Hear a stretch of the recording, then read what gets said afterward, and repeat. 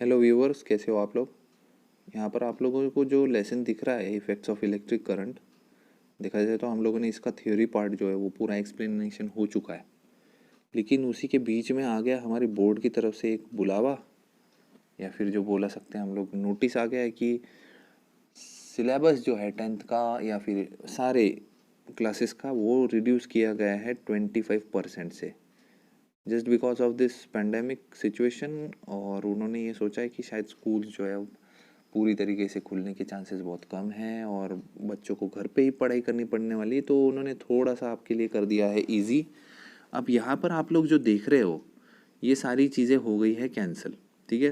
तो ये कंसिडर कर लो कैंसिल हो गया है, ये है कैंसिल होने वाला, इसमें ये भी है।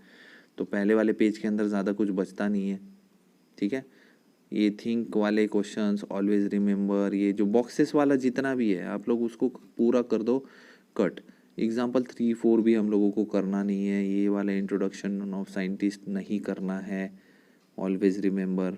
बॉक्सेस वाला तो कुछ करके ही मत जाइए आप, आपके लिए अच्छा होगा, आपका टाइम जो है वो बच जाएगा। गैल्वेनोमीटर आपको नहीं करना है, तो जिन बच्चों ने गैल्वेनोमीटर किया है तो it's okay, but now it's not going to come for the exams. We have यहाँ पे इंट्रोडक्शन ऑफ साइंटिस्ट नहीं करना है, ओके। और एक इम्पॉर्टेंट आ चुका है alternating current and direct current, AC DC, जिसका मैंने एक्सप्लेनेशन आपको डिटेल में भी दिया था। बट भाई अब तो नहीं करना है तो नहीं करना है, फिर करो ही मत, पूरी तरीके से कैंसिल हो चुका है, राइट। इलेक्ट्रिक जनरेटर के भी बहुत कम चांसेस होते हैं, उसमें भी उन्होंने बोला है कि डीसी जनरेटर जो है वो पूरी तरीके से हटा दिया जाए, ओके। अब ये जो है ऊपर वाला ये एसी जनरेटर है, इसके बारे में हम लोग वापस एक आध वीडियो जो है आपको डिटेल में एक्सप्लेन कर देंगे। बाकी सारी चीज़ें करनी है आपको, ये साइंटिफिक रीज़न लर्न करके जाइए, अच्छे से अच्छे मार्क्स मिलते हैं उसके अंदर। सॉल्व द फॉलोइंग एग्जांपल्स हम लोग इस वीडियो में वैसे भी कर रहे हैं हम लोग, और जो दो ऊपर के एग्जांपल्स थे उन लोगों को, उन एग्जांपल्स को जो है हम लोग अटेम्प्ट करने वाले। तो चलिए वीडियो स्टार्ट करते हैं। आपको मैंने इसकी डिटेलिंग बता दी कि इस लेसन में क्या आने वाला है और क्या नहीं। इसके साथ हम लोग अब एग्जांपल्स जो है वो सॉल्व करने की कोशिश करते हैं, ओके। कॉपी कर लेता हूँ मैं। चलिए क्वेश्चन देखते हैं। 6 मीटर लॉन्ग वायर है, लेंथ दी हुई है, वायर की लेंथ है भाई 6 मीटर की। अलॉय वायर है, नाइक्रोम वायर है, 2 वायर्स है। from an alloy nichrome is shaped into a coil and is and given for producing heat, okay।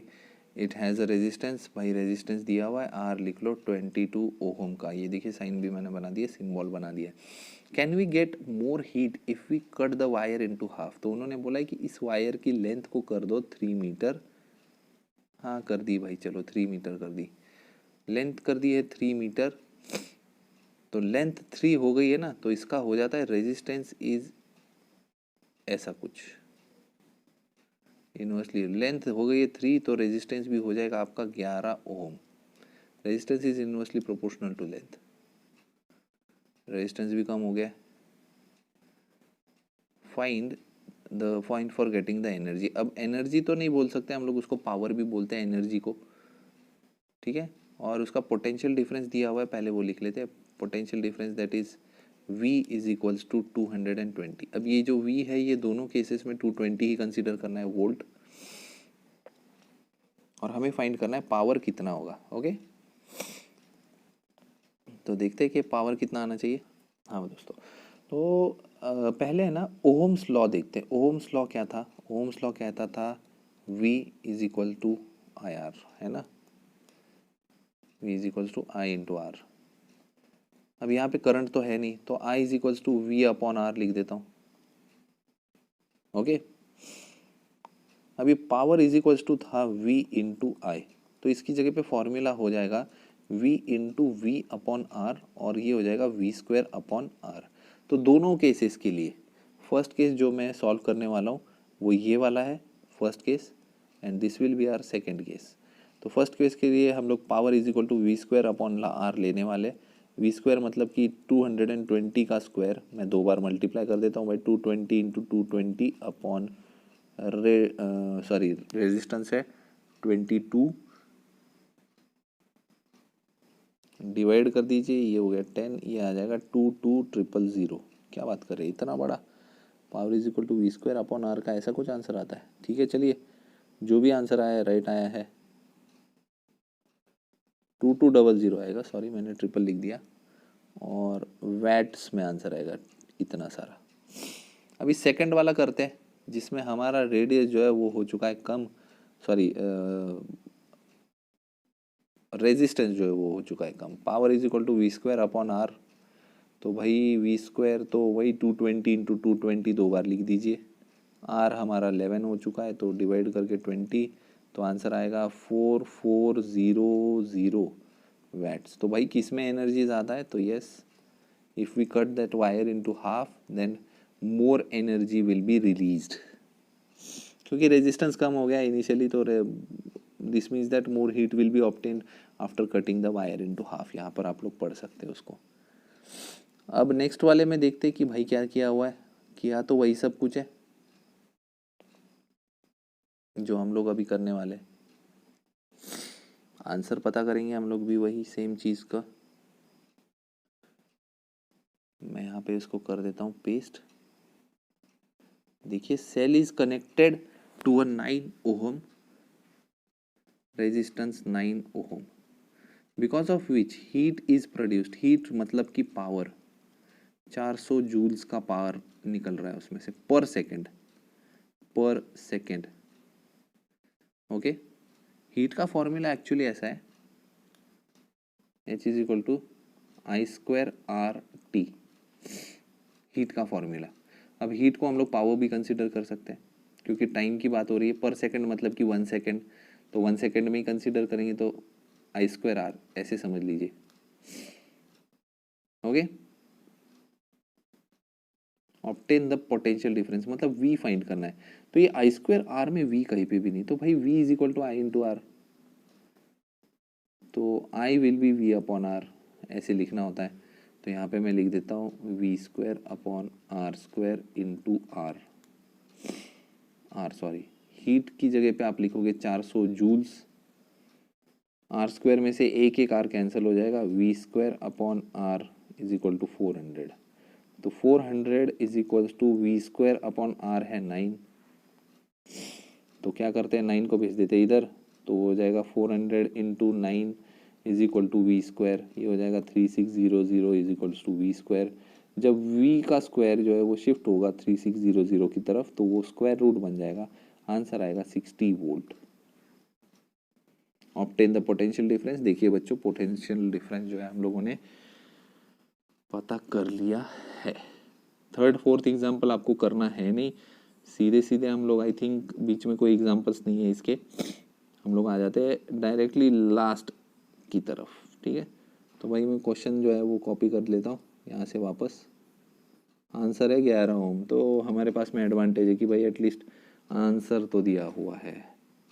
फॉर्मूले ज़्यादा नहीं है इसके अंदर, हीट का पावर का फॉर्मूला लर्न हो जाए आपको, ओम्स लॉ अच्छे से याद आ जाए, तो हो गया आपका काम। Heat energy is being produced in a resistance in a circuit at the rate of 100 watt, तो भाई पावर दिया हुआ है 100 वैट। करंट ऑफ 3 मतलब आई है 3 एम्पियर का, सर्किट में जा रहा है, what must be the resistance, तो पावर का form, power is equal to V into I. तो भाई अभी वी नहीं चाहिए, हमें चाहिए सीधे सीधे आर। आई है तो आई को हम लोग छेड़ेंगे नहीं, हम लोग किसको चेंज करने की कोशिश करेंगे, इसको। तो भाई v इज इक्वल टू होता है आई मल्टीप्लाइड बाय आर, तो v की जगह पे सीधा सीधा ओम्स लॉ लिख दे, आई इंटू आर वापस आए, और ये है 100, तो ये 100 लिख देता हूँ।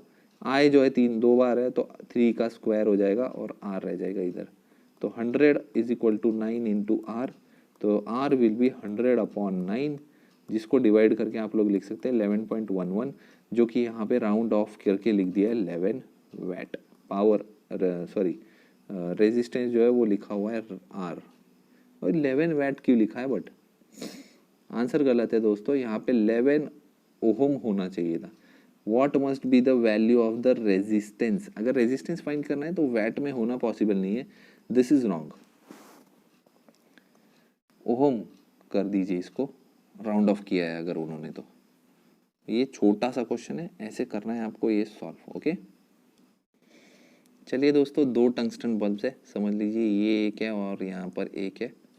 ये दोनों जो है वो क्या करने वाले, एक मेन कंडक्टर की तरफ कितना जो है वो फ्लो चार्ज होने वाला है, करंट फ्लो होने वाला है, ये पूछा गया है। तो एक है 100 वैट का, दूसरा है 60 वैट का। इनको कनेक्ट करने वाला जो पोटेंशियल डिफरेंस है वो है 220 वोल्ट का, 220 वोल्ट। भाई टोटल पावर आप लोग सब पहले पता करेंगे। टोटल पावर होगी हमारी 100 + 60, टोटल हो गए 160 watt. Potential difference is already given as 220 volt, इसमें कोई डिफरेंस नहीं होता। हमें आई पता करना है, करंट। तो पावर के फॉर्मूले से करेंगे V × I। तो पावर इज 160, V हमारे पास 220 है और करंट हमें फाइंड करना है। तो I will be equal to 160/220। बहुत ही गड़बड़ हो चुकी है, देखिए यहाँ पे आएगा 8/11। भाई इसको डिवाइड करना है तो चुपचाप यहाँ पे ले लीजिए आप 8, यहाँ पे ले लीजिए 0.7 77, सॉरी 30 आएगा, 2 आएगा, फिर आएगा यहाँ पे 22 और फिर वापस वही शुरू हो जाएगा। तो आंसर आता है आपका 0.72 एम्पियर। तो क्या दोस्तों ये सही आंसर है? आप लोग चेक कर सकते हो कि ये हमारे टेक्स्ट बुक में ऐसा ही दिया हुआ है। ओके, हाँ यहाँ पे भी वही दिया हुआ है। ठीक है, तो छोटा सा था, सॉल्व करके दिखा दिया मैंने आपको ये भी। चलिए और आगे क्वेश्चंस की तरफ बढ़ते, क्या क्या दिए हुए देखते वो। Who will spend more energy? क्या इतने छोटे छोटे से क्वेश्चन है, देखिए इसके तो लास्ट पे भी आ गए हम लोग। इस लेसन में अगर न्यूमेरिकल्स एग्जाम में आ गए तो आपके तो मज़े है, और ऐसे ही आ गए तो फिर तो बहुत ही मज़े। दो फॉर्मूले पे सारी चीज़ें हो जाती है। दो चीज़ें दी हुई है, टीवी दिया हुआ है भाई, अरे रे टीवी तो पीला पीला हो गया है, ठीक से कर देते इसको। टीवी और दूसरा कौन है? टीवी है और हीटर है। टीवी का पहले हीटर का लिख लेते, रेड में इसलिए। हीटर है 600 वैट का पावर भाई, 600 वैट का पावर। और क्या दिया? टाइम दिया है भाई 20 मिनट्स। क्या बात है, टाइम को आर में कन्वर्ट कर दे हम लोग, आर्स को कन्वर्ट में कर देते हैं तो ये हो जाता है 20/60, मतलब ये होगा 1/3 आवर, 1/3 आवर्स टाइम एक्चुअल। अब भाई ये टीवी की तरफ भी तो देख ले, टीवी क्या बोलता है? टीवी बोलता है कि पावर है उसका, power is 500 watt, time is given as 30 minutes, which means you know that 30 minutes is nothing but half hour. We have taken half hour. Now we will solve. We have to find the electrical energy, and for electrical energy we have energy is equals to power into time. This is our third formula, so you will solve with this formula only. छोटे छोटे formula यार, कोई भी याद रख सकता है। चलो कर लेते हैं, डरना नहीं है कुछ भी। 500 कर दिया, टाइम कितना है भाई? हाफ आवर्स, डिवाइड कर दो, आ गया 250 वैट आवर। अब इसको किलोवाट आवर में किया जाता है, एक्चुअली एनर्जी जो है वो किलोवाट आवर में होती है। तो मैं इसको अगर किलोवाट आवर में करना चाहता हूँ तो इसको मैं 1000 से डिवाइड कर दूंगा, आंसर आ जाएगा 0.25 किलोवाट आवर। ओके, और अब मेरी जो लास्ट ये वाली थी ये सॉल्व करते हैं। एनर्जी वापस पावर इनटू टाइम, पावर है भाई हमारे 600 वैट, इसको हमने 1/3 से ये कर दिया, ये आ गया 200। इसको 1000 से कर दो डिवाइड, क्योंकि हमें किलो वैट में आंसर चाहिए, किलो के लिए 1000 से डिवाइड करते हैं, आंसर आता है 0.20 किलो वैट आवर। अब आप डिसाइड कर लो कि 2.25 बड़ा है कि भाई ये बड़ा है। तो भाई ये बड़ा है, इसलिए टीवी जो है उसकी पावर जो है, इलेक्ट्रिकल एनर्जी ज़्यादा स्पेंड हो गई। और ये सच भी है कि भाई हीटर थोड़ी पूरा दिन लगा के घूमने वाले हो, टीवी तो पूरा दिन चलता है, सीरियल्स देखते रहते हैं लोग। अब आ जाते हैं लास्ट हमारे इस लेसन के क्वेश्चन की तरफ। लेसन पूरी तरीके से कंप्लीट वापस देखेंगे भी नहीं, इस लेसन की तरफ देखेंगे भाई एग्जाम के टाइम पे देखेंगे। इलेक्ट्रिक आयन है, 1100 वैट का पार दिया हुआ है, power is 1100 watt, time is 2 hours daily, what will be the electrical consumption expenses for that in the month of April. अभी आप लोग कर लो उंगलियों के ऊपर काउंट, जनवरी फरवरी मार्च अप्रैल, अप्रैल में होते हैं 30 डेज, अप्रैल में कितने डेज होते हैं, मंथ में होते हैं 30 डेज।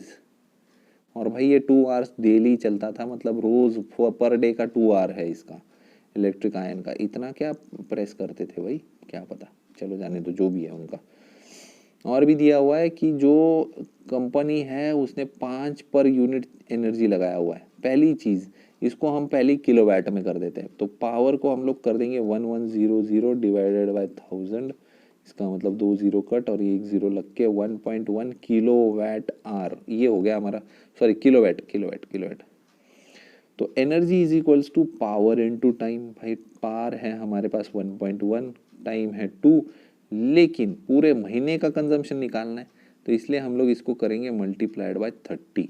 तो चलो कर देते हैं, ये 2.2 इंटू 30, आंसर आ जाएगा आपका 66 किलोवाट आवर। तो इतना यूनिट जो है वो हमारा जल चुका है इलेक्ट्रिसिटी में। तो हमें पता क्या करना था, एक्सपेंसेस, एक्सपेंसेस पता कर रहे हैं हम लोग, एक्सपेंसेस लिख देते हैं। 66 किलोवाट आवर की यूनिट की कॉस्ट थी 5 रुपये पर हिसाब से, ₹330। 5 रुपीज़ पर यूनिट है, 66 यूनिट जो है वो हमारा यूज हुआ है। तो क्वेश्चन तो हो गए ख़त्म, लेसन भी हो गया ख़त्म, और आप लोग इस लेसन को अच्छी तरीके से प्रिपेयर कीजिए। इसी तरीके से इसी चैनल पे बने रहिए और देखते रहिए हमारे वीडियोस। चलिए bye bye, thank you, take care.